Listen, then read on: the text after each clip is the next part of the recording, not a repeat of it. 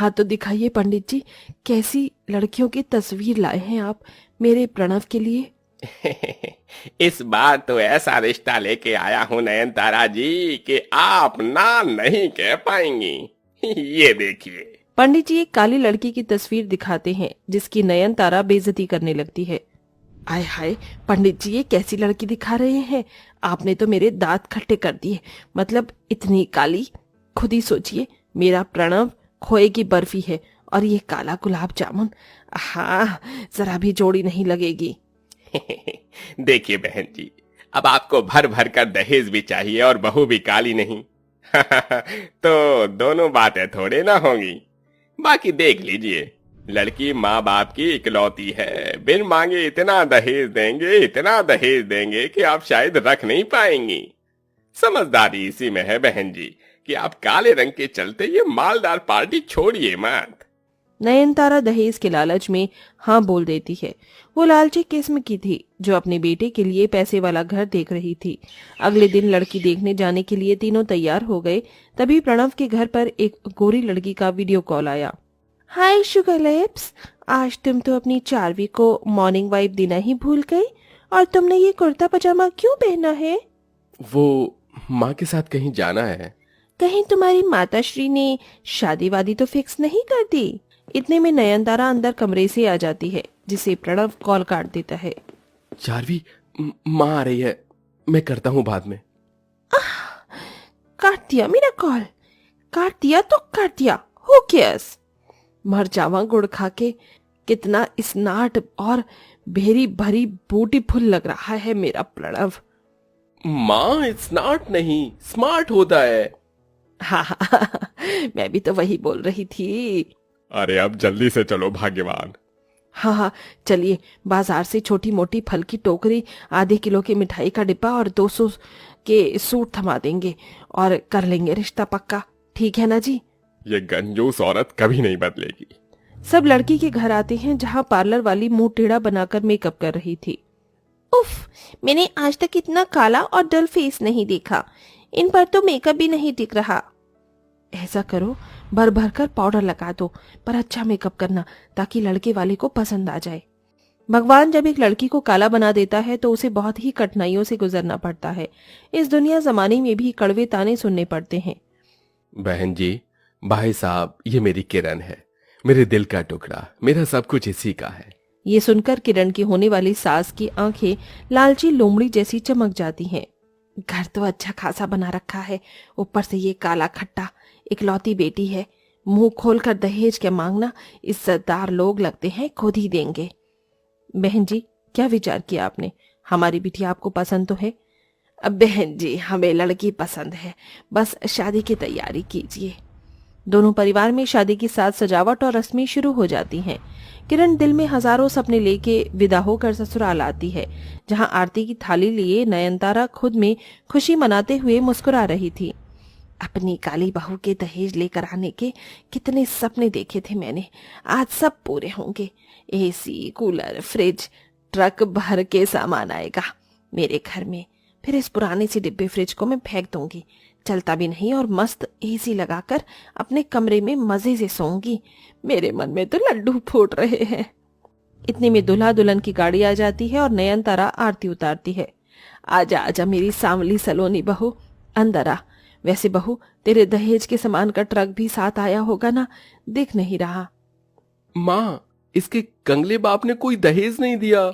लेकिन आप लोगों ने तो दहेज नहीं मांगा था।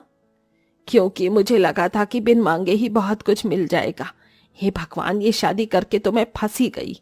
सास सर पटक लेती है और पंडित को भी कोसने लग जाती है।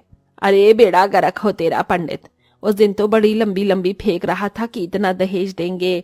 ये 4 स्टील के बर्तन और एक पेटी कपड़े के साथ हमारे गले डाल दिया इस काली कलूटन को। ससुराल की दहलीज पर से ही काली बहू को सास और पति का तिरस्कार मिलता है। काली बहू की आंख से बहते आंसुओं को देखकर ससुर सुरेंद्र उसे समझाते हैं। बहू दुल्हन तो तू इस घर की बन गई, लेकिन अपने सास और पति के दिल में एक जगह तुझे खुद बनानी होगी, और ये बड़ा कठिन है। दे पाएगी ये अग्नि परीक्षा? हाँ बाबूजी, मैं कर दूंगी हर परीक्षा। सहमी हुई सी किरण पति के कमरे में आती है। जी, मैं अपना सामान कहाँ रखूं? रख दो मेरे सिर पर। मेरी जिंदगी तो तुमने बर्बाद कर ही दी, मगर मेरे कमरे में तेरे लिए कोई जगह नहीं है, समझी? अजी, मैं आपकी पत्नी हूँ।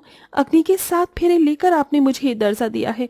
मेरा तो अपमान कर ही रहे हैं, कम से कम इस रिश्ते का तो मान रख लीजिए।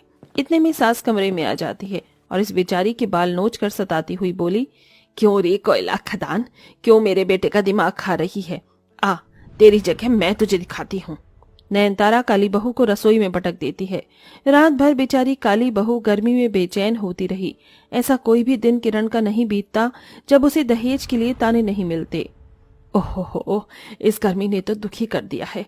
अरे ओ काली कलूटन, शरबत मांगा था तुझसे, ला जल्दी। लाई माँ जी, ये लीजिए। एक घूंट पीते ही वो गर्मी दिखाने लग जाती है। हाय हाय, ये शरबत भी कितना गर्म है। सोचा था मेरी काली बहू दहेज में फ्रिज कूलर तो लाएगी, मगर मेरे तो कर्म फूट गए। ऐसी काली बहू ब्याह कर जाकर मर क्यों नहीं जाती चुल्लू भर पानी में डूबकर। टूटे दिल से किरण चली जाती है।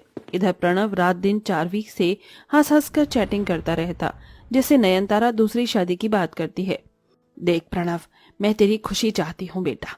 ये लड़की कितनी दूध जैसी गोरी है, तो इससे दूसरी शादी कर ले। लेकिन माँ, मैंने इसे मेरी पहली शादी के बारे में नहीं बताया। अरे कौन कह रहा है बताने को? इसके लिए तो तू कवारा है।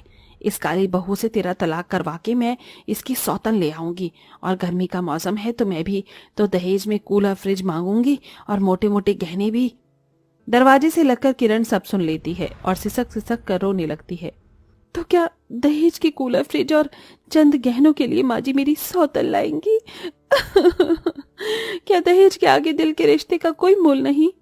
अगले दिन चोरी चोरी दोनों चारवी के घर आते हैं, जहां नयनतारा उसके घर को घूर घूर के देखकर बोलती है, कितनी ठंडक है यहाँ, काफी इम्पोर्टेड एसी लगती है, तभी तो इतना चिल्ड कर रखा है घर। पैसे भी तो मोटे लगे हैं इसमें, और गर्मी में मेरा दम निकलता है, एसी के बिना आदत नहीं। देखो बहू, तुम मुझे पसंद हो, बस दहेज में मेरे घर कूलर और डबल डोर का फ्रिज ले आना, और मोटे मोटे जेवर भी मेरे लिए। श्योर श्योर मम्मी जी, आपको मुंह मांगा दहेज मिलेगा, और ये रहे जेवर, देख लीजिए। अरे वाह, ये तो एकदम खरे सोने के हैं। अब तो बस चट मंगनी पट ब्याह करके मेरी बहू बनकर आ जाओ। माँ जी, ये शादी नहीं हो सकती। हो इस प्रणव, मैं इनकी पत्नी हूँ। किरण चारवी को सब कुछ बता देती है। इतने में पुलिस आकर दोनों को हथकड़ी डाल देती है। अरे इंस्पेक्टर, मुझे क्यों हथकड़ी डाल रहे हो? मैंने कौन सी चोरी डकैती थोड़ी ना की है। लेकिन दहेज प्रताड़ना तो किया है, उसके लिए आपको हम गिरफ्तार करते हैं। आप दोनों ने मुझे मजबूर कर दिया ऐसा करने पर। माँ जी, आप दोनों का दिल जीतने के लिए मैंने हर जतन किया, अपमान सहा, लेकिन आप दहेज के लिए मेरी सौतन लेने जा रही थी। हाँ। मेरी जगह आपकी बेटी के साथ अगर यही होता तो कैसा लगता? ये सुनकर नयनतारा के दिलो दिमाग पर से लालच का पर्दा हट जाता है। बहू, मुझे माफ कर दे, मैंने तेरा दर्द देखा नहीं, दहेज के चक्कर में मैं लालची हो गई थी। अरे, सबसे ज्यादा कसूरवार तो मैं हूँ, जिसने कभी तुम्हें इज्जत नहीं दी। माँ, आपको कूलर फ्रिज जो भी चाहिए मैं कमा कर ला दूंगा, लेकिन अब मुझे मेरी पत्नी चाहिए। चारवी, मुझे माफ कर देना, मैंने तुम्हें भी धोखे में रखा। इट्स ओके प्रणव, किरण तुम्हारे लिए बेस्ट लाइफ पार्टनर है, उसकी जैसी तो मैं भी नहीं हूँ। मैं तुम्हारी सौतन नहीं बनूंगी किरण। सबका पछतावा देखकर किरण का दिल पिघल जाता है। वो कंप्लेंट वापस ले लेती है, जिसके बाद सारा बैर मन से निकालकर प्रणव उसे अपना लेता है और नयनतारा भी दहेज की बुरी लालच छोड़ देती है।